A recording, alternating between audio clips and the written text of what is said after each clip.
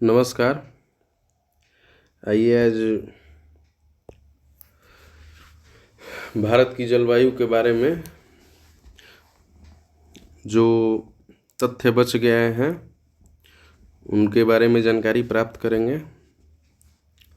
अगर आप लोगों को हमारे ये वीडियो अच्छे लग रहे हैं तो आप हमें लाइक और सब्सक्राइब करते रहें, जिससे हमारा मनोबल बढ़ेगा और हम और अच्छे तरीके से समझाने का प्रयास करेंगे। तो चलिए शुरू करते हैं। हम शीत ऋतु के बारे में, भारत के जलवायु के अंतर्गत शीत ऋतु के बारे में पिछले कक्षा में पढ़ चुके हैं। अब आइए शुरू करते हैं ग्रीष्म ऋतु जलवायु के बारे में। तो ग्रीष्म ऋतु के अंतर्गत तापमान को देखते हैं।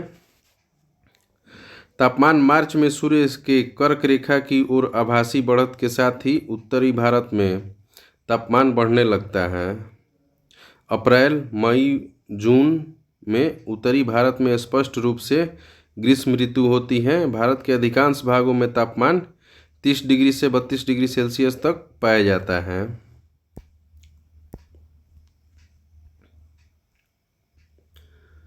दक्कन का पठारी क्षेत्र पर दक्कन के पठारी क्षेत्र पर अधिकतम तापमान 38 डिग्री सेल्सियस तक भी हो जाता है, जबकि अप्रैल में गुजरात और मध्य प्रदेश में यह तापमान 38 से 43 डिग्री सेल्सियस के बीच पाया जाता है। मई में ताप की यह पेटी और अधिक उत्तर की ओर खिसक जाती है, जिससे देश के उत्तर पश्चिमी भागों में 48 डिग्री सेल्सियस के आसपास या उससे भी अधिक तापमान होना सामान्य बात हो गई है। जैसे शीत ऋतु में जो सूर्य की स्थिति थी वह मकर रेखा के सहारे थी, इसलिए उत्तर भारत में उस समय शीत ऋतु का समय होता है। जब यह धीरे धीरे फिर सूर्य की स्थिति उत्तरायण होने लगती है तो मई आते आते सूर्य की स्थिति फिर मई जून तक कर्क रेखा के सहारे हो जाती है। अतः इसीलिए भारत में मई जून के महीने में बहुत ही ज़्यादा तापमान का सामना करना पड़ता है।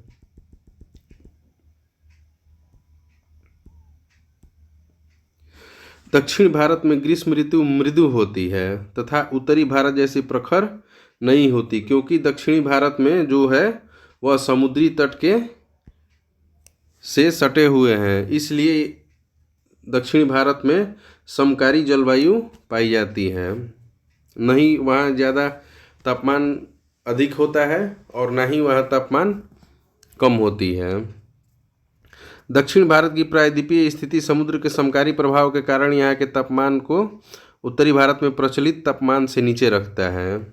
वही बात है। अतः दक्षिण में तापमान 26 डिग्री से 32 डिग्री सेल्सियस के बीच ही रहता है। पश्चिमी घाट की पहाड़ियों के कुछ क्षेत्रों में ऊंचाई के कारण तापमान 25 डिग्री सेल्सियस से कम रहता है। तटीय भागों में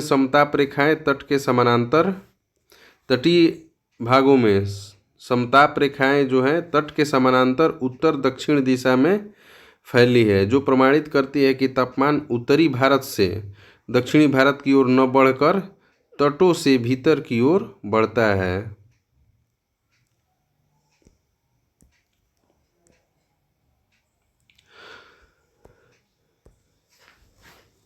गर्मी के महीनों में औसत न्यूनतम दैनिक तापमान भी काफ़ी ऊंचा रहता है और यह 26 डिग्री सेल्सियस से शायद ही कभी नीचे होता है। जो प्रायद्वीपीय भारत के समुद्री तटों से सटे हुए जो प्रदेश हैं उसमें अक्सर वहाँ का तापमान शायद ही 26 डिग्री सेल्सियस से कभी कम हो पाता है और वहाँ शीत ऋतु का आभास नहीं हो पाता है। वायुदाब और पवने देश के आधे उत्तरी भाग में वायुदाब और पवने जो है देश के आधे उत्तरी भाग में ग्रीष्म ऋतु में अधिक गर्मी और गिरता हुआ वायुदाब पाया जाता है। जैसे सूर्य की स्थिति जब उत्तरायण हो जाती है कर्क रेखा के सहारे, तब वहाँ निम्न निम्न वायुदाब पेटी बनती है। इसलिए हम कह सकते हैं कि वहाँ वायुदाब में कमी पाई जाती है। उपमहाद्वीप के गर्म हो जाने के कारण जुलाई के अंत उष्णकटिबंधीय अभिसरण क्षेत्र जो आईटीसीजेड अंत उष्णकटिबंधीय अभिसरण क्षेत्र है, उत्तर की ओर खिसक कर लगभग 25 डिग्री उत्तरी अक्षांश रेखा पर स्थित हो जाता है। मोटे तौर पर यह निम्न दाब की लंबायमान मानसून द्रोणी उत्तर पश्चिम में थार मरुस्थल से पूरब और दक्षिण पूरब में पटना और छत्तीसगढ़ पठार तक विस्तृत होता है। जो यह निम्न दाब की स्थिति बनती है वह थार मरुस्थल राजस्थान से लगभग लेकर और थार मरुस्थल से पूरब की ओर और दक्षिण पूरब में पटना और छत्तीसगढ़ पठार तक विस्तृत हो जाती है यह निम्न वायुदाब क्षेत्र। अतः उष्णकटिबंधीय अभिसरण क्षेत्र की स्थिति पवनों के धरातलीय संचरण को आकर्षित करती है, जिनकी दिशा पश्चिम बंगाल के तट तथा बांग्लादेश के साथ दक्षिण पश्चिमी होती है। उत्तरी बंगाल और बिहार में इन पवनों की दिशा पूर्वी और दक्षिण पूर्वी होती है।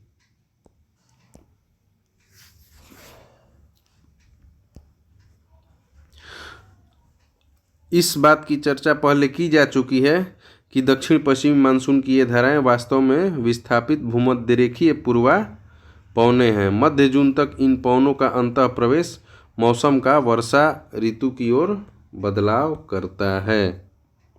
जब ये मानसूनी पवनें इक्वेटर को पार करती हैं तो कोरियालिस बल के कारण इनकी दिशा चेंज हो जाती है और यही हिंद महासागर से नमी धारण करके मानसूनी रूप में भारत में वर्षा करती है।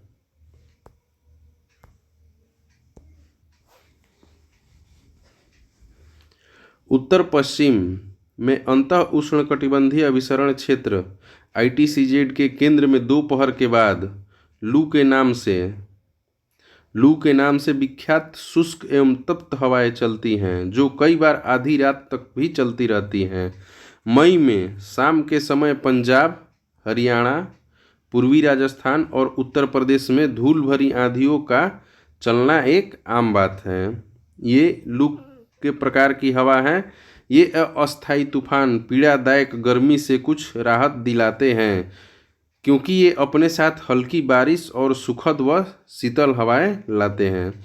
कई बार ये आर्द्रता भरी पवन द्रोणी की परिधि की ओर आकर्षित होती हैं। शुष्क एवं आर्द्र वायु संहतियों के अचानक संपर्क से स्थानीय स्तर पर तेज तूफान पैदा होता है। इन स्थानीय तूफानों के साथ तेज हवाएं, मूसलाधार वर्षा और यहाँ तक कि ओले भी गिरते हैं। अब देखते हैं ग्रीष्म ऋतु में आने वाले कुछ प्रसिद्ध तूफानों के बारे में। आम्रवर्षा एक होती है जो ग्रीष्म ऋतु के खत्म होते पूर्व मानसून बौछारें पड़ती हैं, जो केरल व तटीय कर्नाटक में यह एक आम बात है।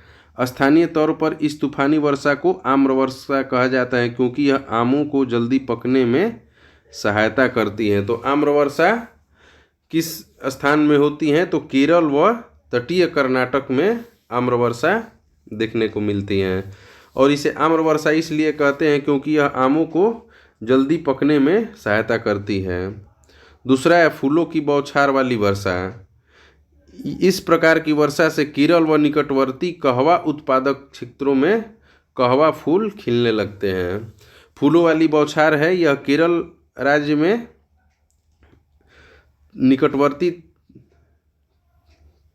निकटवर्ती कहवा उत्पादक क्षेत्रों में कहवा फूल खिलने लगते हैं। तो यह फूलों वाली बौछार जो है यह इस प्रकार की वर्षा केरल राज्य में देखने को मिलती है।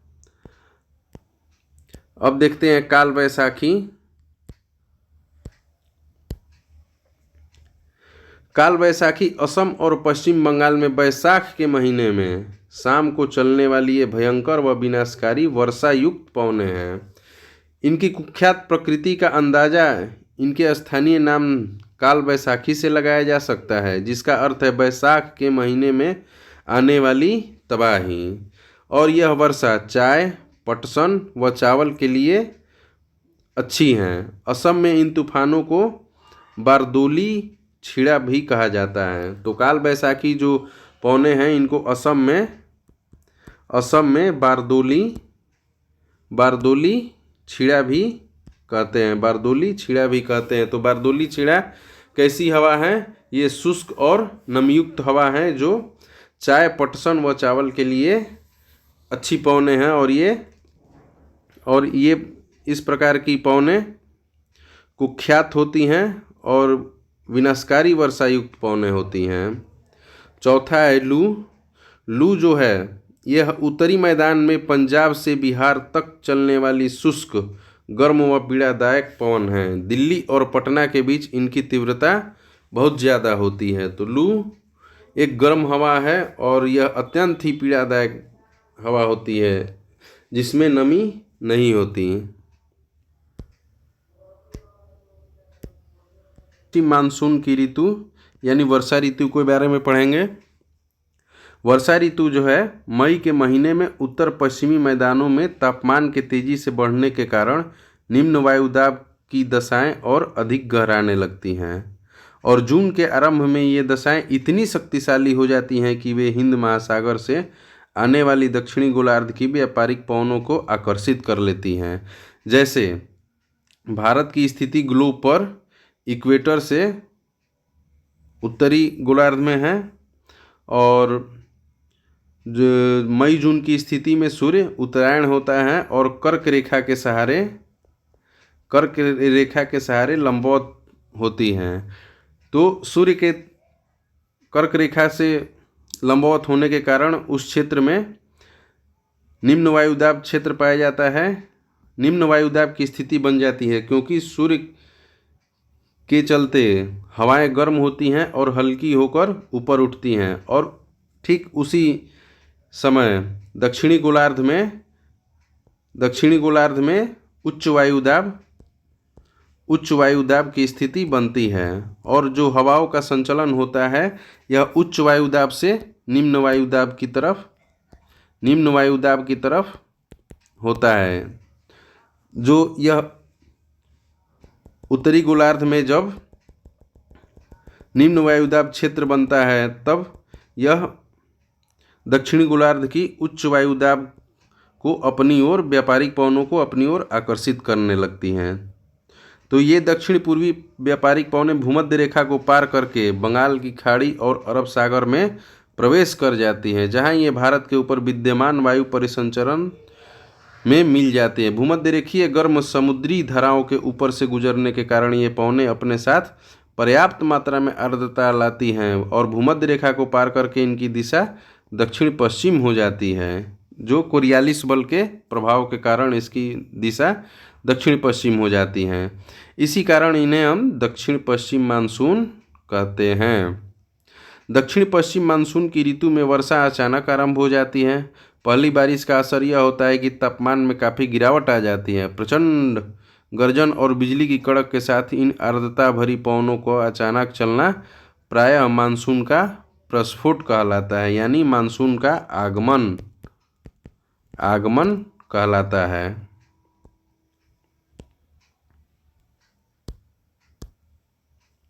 जून के पहले सप्ताह में केरल, कर्नाटक, गोवा, ये है हमारा भारत की स्थिति।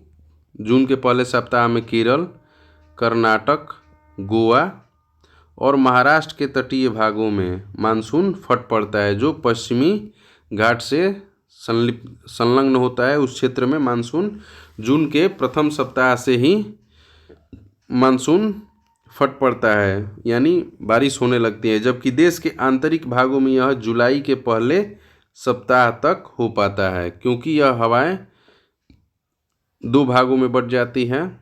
मध्य जून से मध्य जुलाई के बीच दिन के तापमान में 5 से 8 डिग्री सेल्सियस की गिरावट आ जाती है। ज्यों ही ये पवनें स्थल पर पहुंचती हैं, जो मानसूनी पवनें हैं ये ज्यों ही स्थल पर पहुंचती हैं, उच्चावच और उत्तर पश्चिमी भारत पर स्थित तापीय निम्न वायुदाब इनकी दक्षिण पश्चिम दिशा को संशोधित कर देते हैं और भूखंड पर मानसून दो शाखाओं में पहुंचती हैं। एक शाखा अरब सागर की ओर चली जाती हैं और एक शाखा बंगाल की खाड़ी होते हुए चली जाती हैं। अब अरब सागर की मानसूनी पवनों के बारे में जानेंगे। अरब सागर से उत्पन्न होने वाली यह मानसूनी पवनें आगे 3 शाखाओं में बढ़ती हैं। अरब सागर में भी जो शाखाएं निकलती हैं अरब सागर के सहारे, वो भी 3 भागों में बट जाती है। इसकी एक शाखा को पश्चिमी घाट रोक लेता है। जो पहली शाखा है इसको पश्चिमी घाट रोकता है और ये पवनें पश्चिमी घाट के ढलानों पर 900 से 1200 मीटर की ऊंचाई तक चढ़ती है। अतः ये पवनें तत्काल ठंडी होकर सह्याद्री की पवनाभिमुखी ढाल तथा पश्चिमी तटीय मैदान पर 250 से 400 सेंटीमीटर के बीच भारी वर्षा करती हैं।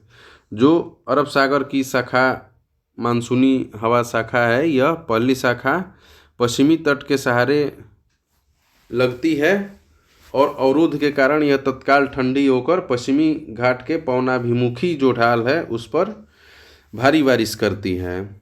पश्चिमी घाट को पार करने के बाद ये पवनें नीचे उतरती हैं और गर्म होने लगती हैं, क्योंकि जब सारी बारिश हो जाती है तो यह हवा पहाड़ी क्षेत्र से ढलान के सहारे पूरब तरफ नीचे उतरती है और चूँकि उधर का भूमि गर्म होता है इसलिए हवाएं भी गर्म होने लगती हैं। इससे इन पवनों की आर्द्रता में कमी आ जाती है। परिणाम स्वरूप पश्चिमी घाट के पूरब में इन पवनों से नाम मात्र की वर्षा होती है। कम वर्षा का यह क्षेत्र वृष्टि छाया क्षेत्र कहलाता है।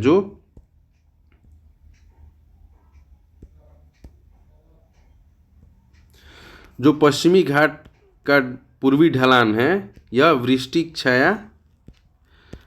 छाया प्रदेश बन जाता है, क्योंकि जब हवाएं पर्वत से नीचे उतरती हैं तो धरातल गर्म होने के कारण इनकी आर्द्रता कम होती जाती है और वर्षा नाम मात्र की होती है।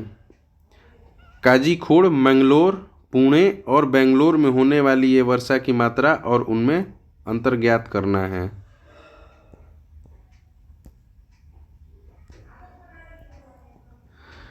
जैसे ये हमारा पश्चिमी घाट है, ये हमारा पश्चिमी घाट है और अरब सागर की जो मानसूनी हवाएं हैं अरब सागर की शाखा वाली, यह पश्चिमी घाट से तुरंत टकराती हैं और ठंडी होकर वर्षा कर देती हैं। और यह पर्वतों से नीचे जब ये हवाएं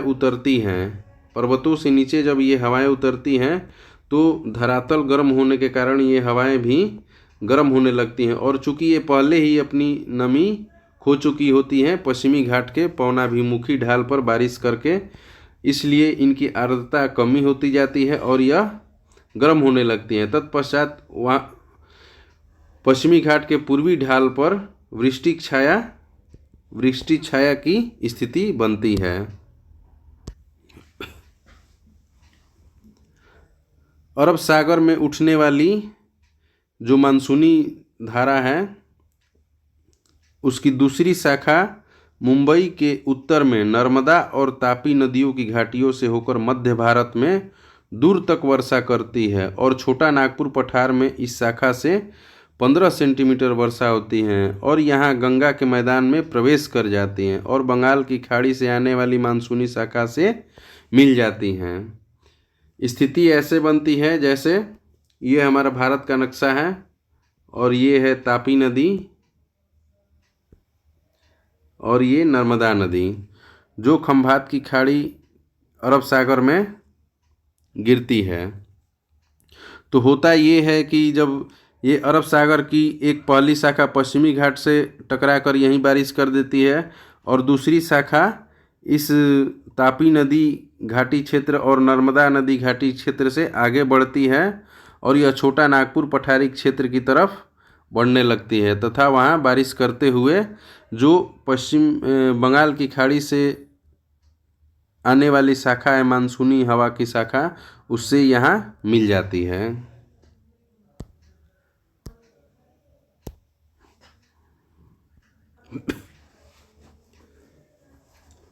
अरब सागर में उठने वाली मानसूनी हवा का तीसरा जो धारा है, यह मानसून की तीसरी शाखा जो है वह सौराष्ट्र प्रायद्वीप और कच्छ से टकराती है और वहाँ से यह अरावली के साथ साथ पश्चिमी राजस्थान को लांघ जाती है, मतलब पार कर जाती है और बहुत ही कम वर्षा करती है। पंजाब और हरियाणा में भी यह बंगाल की खाड़ी से आने वाली मानसूनी हवा की शाखा से मिल जाती हैं। ये दोनों शाखाएं एक दूसरे के सहारे प्रबलित होकर पश्चिमी हिमालय विशेष रूप से धर्मशाला में वर्षा करती है। जब हिमाचल प्रदेश के धर्मशाला में जो बंगाल की खाड़ी से आने वाली मानसूनी शाखा है और जो अरब सागर से आने वाली मानसूनी हवा की जो तीसरी शाखा है, यह कच्छ के रण को पार करते हुए और अरावली के पश्चिम से चलते हुए जब ये हिमाचल प्रदेश में मिलती हैं तो वहाँ बहुत ज़्यादा वर्षा करती है। वाली मानसूनी हवा शाखा को देखेंगे, इसके बारे में जानते हैं। बंगाल की खाड़ी की मानसूनी पवन की शाखा म्यांमार तट तथा दक्षिण पूर्वी बांग्लादेश के एक थोड़े से भाग से टकराती है, किंतु म्यांमार के तट पर स्थित अराकान पहाड़ियाँ हैं। इस शाखा से एक बड़े हिस्से को भारतीय उपमहाद्वीप की ओर विक्षेपित कर देती है। इस प्रकार मानसूनी पश्चिम बंगाल और बांग्लादेश में दक्षिण पश्चिम दिशा की अपेक्षा दक्षिण व दक्षिण पूर्वी दिशा में से प्रवेश करती है। ये है हमारा भारत और ये है बंगाल की खाड़ी और ये है हमारा पूर्वोत्तर स्थिति और इसके सटे हिमालय का अराकानयुमा जो भाग है वो पर्वत है। जब बंगाल की खाड़ी वाली मानसूनी शाखा जो जल ग्रहण करते हुए बिना अवरोध के आगे बढ़ती है तो यह म्यांमार और पूर्वोत्तर राज्यों के पहाड़ी क्षेत्र से टकराती हैं और यह इस बंगाल की खाड़ी वाली शाखा का रास्ता अवरुद्ध कर देती है और इसकी जो दिशा है वह विक्षेपित करके दक्षिणी व दक्षिण पूर्वी दिशा से घुमा देती है। इसकी दिशा विक्षेपित कर देती है।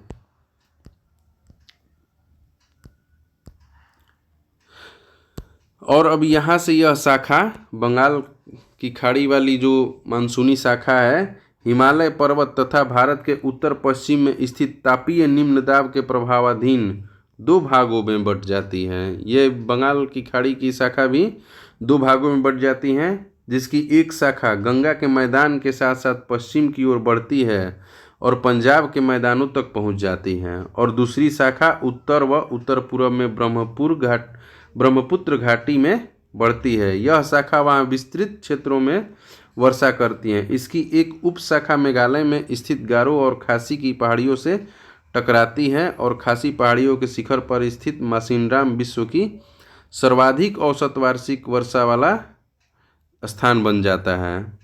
यहाँ यह जानना महत्वपूर्ण है कि तमिलनाडु तट वर्षा ऋतु में शुष्क क्यों रह जाता है। इसके लिए दो कारक उत्तरदायी हैं। जैसे जब मानसूनी हवाएं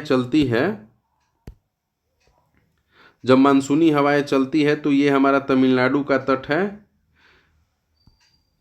जब मानसूनी हवाएं चलती हैं तो एक शाखा तो पश्चिमी घाट अरब सागर में चली जाती है और दूसरी शाखा बंगाल की खाड़ी में चलने लगती हैं। तो जो ये तमिलनाडु की तट वाली स्थिति बनती है, यह इसके जो मानसूनी हवा है इसके समानांतर बहने लगती हैं। तो जब तक इसका मार्ग अवरोध नहीं होगा तब तक ये हवाएं बारिश नहीं करेंगी, इसलिए तमिलनाडु तट पर ये बारिश नहीं करती है।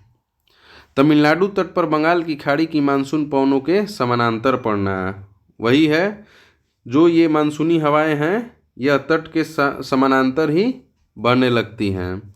और यह दूसरी कारण है कि यह दक्षिण पश्चिम मानसून की अरब सागर शाखा से के वृष्टिक क्षेत्र में पड़ता है। और जो अरब सागर की शाखा मानसूनी शाखा है, यह पश्चिमी घाट में पूरी बारिश करके और नीचे जब उतरती है तो यह अपनी नमी को खो देती है और धीरे धीरे गर्म हो जाती है और यह वृश्चिक छाया प्रदेश में के अंतर्गत आने लगता है। मानसून के निवर्तन या मानसून के लौटने के बारे में जानेंगे, इसके बारे में पढ़ेंगे। तो मानसून का लौटना अक्टूबर और नवंबर के महीनों में मानसून के निवर्तन की ऋतु कहा जाता है। यानी मानसून अक्टूबर और नवंबर के महीने में वापस अपने लौटने लगता है। सितंबर के अंत में जो सूर्य दक्षिणायन होने की स्थिति में गंगा के मैदान पर स्थित निम्न वायुदाब की द्रोणी भी दक्षिण की ओर खिसकना आरंभ कर देती हैं। इससे दक्षिण पश्चिम मानसून कमज़ोर पड़ने लगता है। मानसून सितंबर के पहले सप्ताह में पश्चिमी राजस्थान से लौटता है। जो मानसून है यह सितंबर के पहले सप्ताह में पश्चिमी राजस्थान से लौटता है। इस महीने के अंत तक मानसून जो है राजस्थान, गुजरात, पश्चिमी गंगा मैदान तथा मध्यवर्ती उच्च भूमियों से लौट चुका होता है और अक्टूबर के आरंभ में बंगाल की खाड़ी के उत्तरी भागों में स्थित हो जाता है तथा नवंबर के शुरू में यह कर्नाटक और तमिलनाडु की ओर बढ़ जाता है। दिसंबर के मध्य तक निम्न वायुदाब का केंद्र प्रायद्वीप से पूरी तरह हट चुका होता है। स्थिति इस प्रकार बनती है।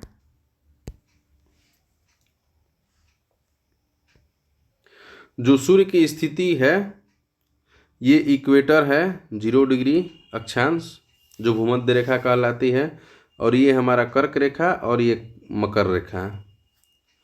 तो जो सूर्य की स्थिति है इन्हीं कर्क रेखा और मकर रेखा के बीच चलती है।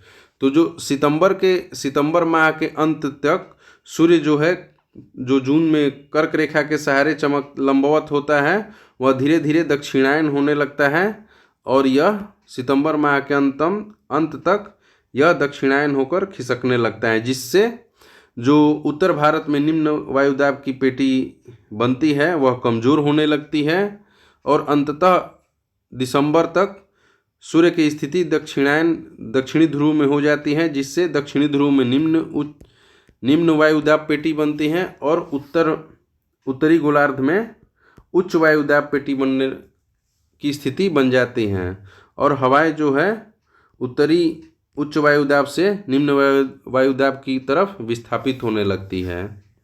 यही कारण होता है कि जब सूर्य दक्षिणायन होता है तो ये मानसूनी हवा को जो निम्न वायुदाब दक्षिणी गोलार्ध में बनता है, यह उत्तरी गोलार्ध की हवाएं को अपने ओर आकर्षित करने लगता है।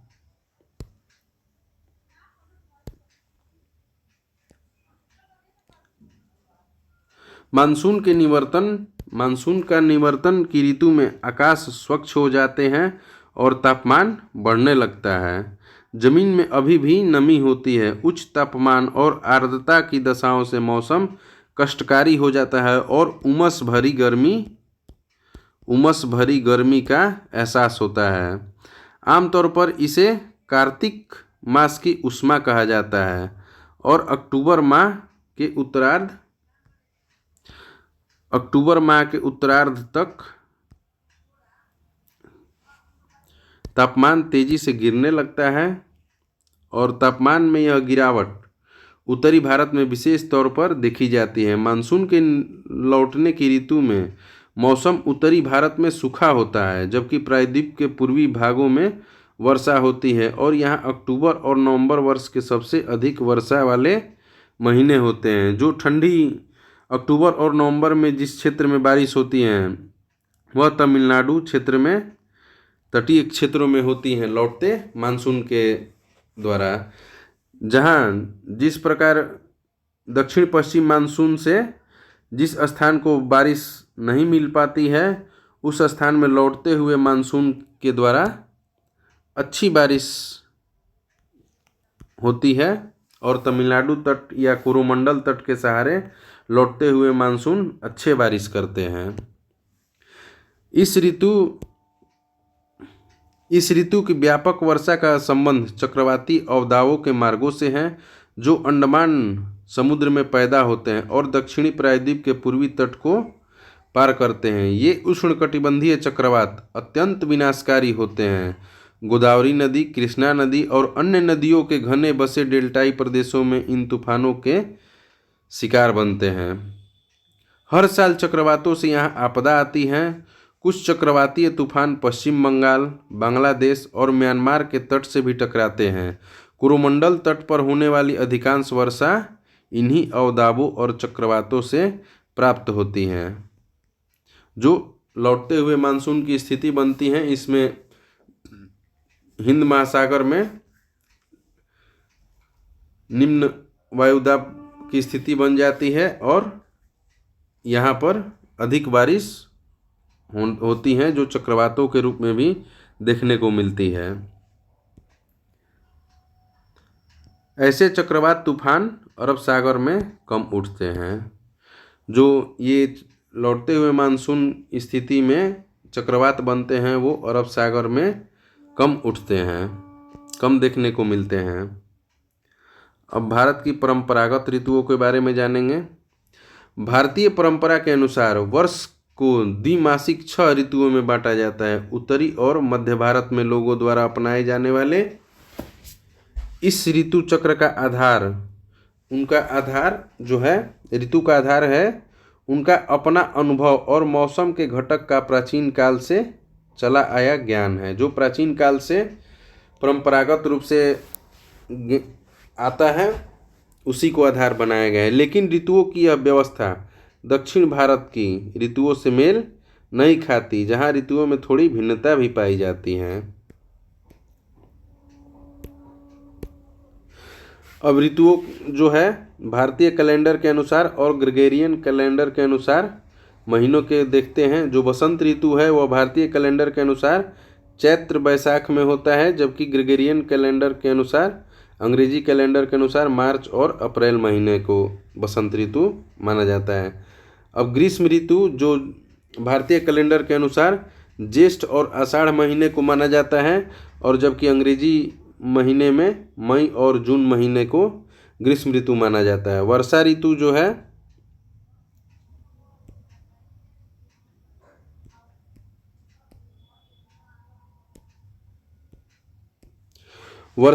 जो है यह भारतीय कैलेंडर के अनुसार सावन और भादो मास को कहा गया है, जबकि अंग्रेजी कैलेंडर के अनुसार जुलाई और अगस्त महीने को वर्षा ऋतु माना गया है। शरद ऋतु जो है भारतीय कैलेंडर के अनुसार अश्विन और कार्तिक मास को माना गया है, जबकि अंग्रेजी कैलेंडर के अंतर्गत सितंबर और अक्टूबर को माना गया है। जो हेमंत ऋतु है यह मार्गशीर्ष और पुष्य महीने को माना गया है भारतीय कैलेंडर के अनुसार, जबकि अंग्रेजी कैलेंडर के अनुसार नवंबर और दिसंबर महीने को हेमंत ऋतु के अंतर्गत रखा गया है। फिर आता है अंतिम शिशिर ऋतु। शिशिर ऋतु जो है भारतीय कैलेंडर के अनुसार माघ और फाल्गुन महीने को माना गया है, जबकि अंग्रेजी कैलेंडर के अनुसार जनवरी और फरवरी माह को शिशिर ऋतु के अंतर्गत रखा गया है। के बारे में जानकारी लेंगे। वर्षा का वितरण भारतीय देश में कैसे होता है, कहीं कम बारिश हो जाती है तो कहीं ज़्यादा बारिश हो जाती है। तो भारत में औसत वार्षिक वर्षा लगभग 125 सेंटीमीटर है, लेकिन इसमें क्षेत्रीय विभिन्नताएं पाई जाती हैं। अधिक वर्षा वाले क्षेत्र के अंतर्गत पश्चिमी घाट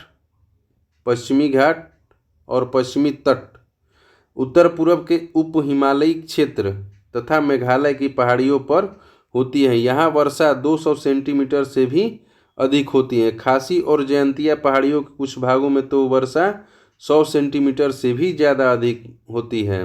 ब्रह्मपुत्र घाटी तथा निकटवर्ती पहाड़ियों पर वर्षा 200 सेंटीमीटर से भी कम होती है।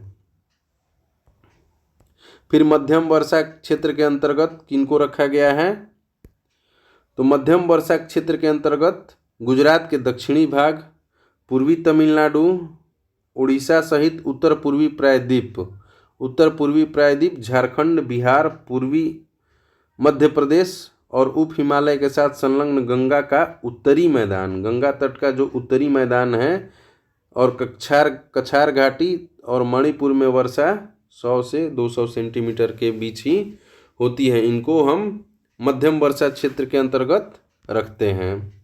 फिर आता है न्यून वर्षा वाले क्षेत्र, जहाँ बारिश बहुत ही कम होती है।